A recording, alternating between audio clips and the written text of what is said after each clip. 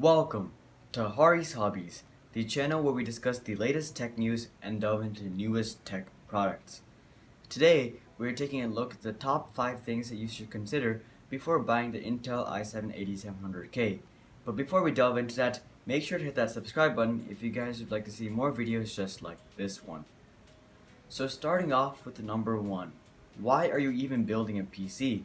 Is it for editing? Is it for gaming? Is it for modeling? You have to be able to identify why you are building a PC in the first place in order to be able to determine if the 8700K is worth it for you. For example, if your main focus is gaming, then the 8700K is a great choice and will provide you with great performance. However, if your main focus is productivity related, like editing, then a Ryzen CPU may be better for you because of its core count advantage. Also, it is important to consider what performance you need in what you are doing.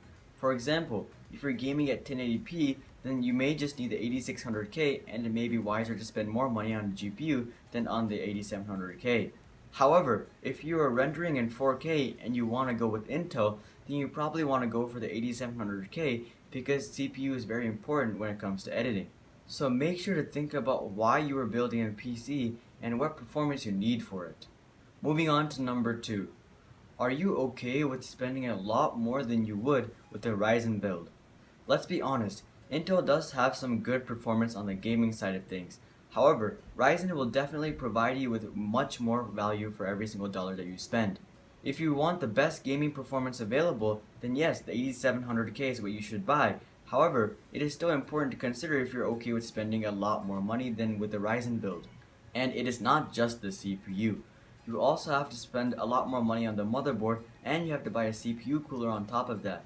Furthermore, AMD is much more lenient with their backwards compatibility, so let's say in 2 years you want to buy a new CPU, then you won't have to buy a new motherboard.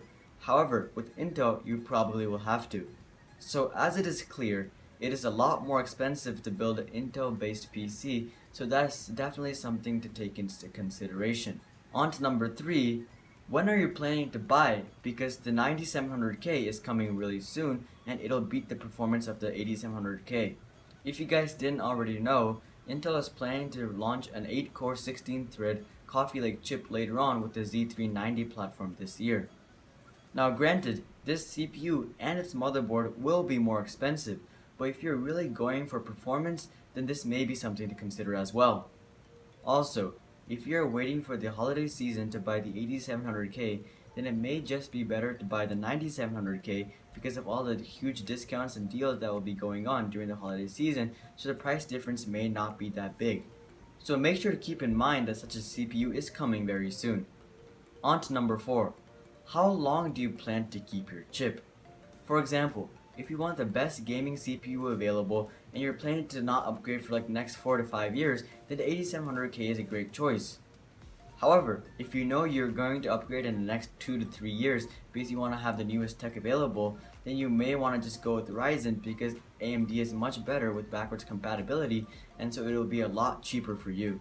Also, if you plan to keep your CPU for the next 4 to 5 years, then you may want to go with the octa-core processor because that really is the future. And that moves me on to number 5, which is that the 8700K may become outdated really quickly like the 7700K did.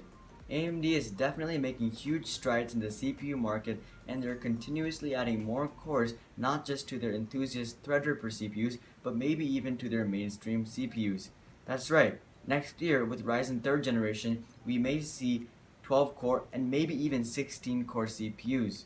So as a result, going forward, AMD and Intel will most likely release higher core count CPUs for the mainstream platform, and as a result, games and programs will be redesigned to be able to better take advantage of high core count CPUs.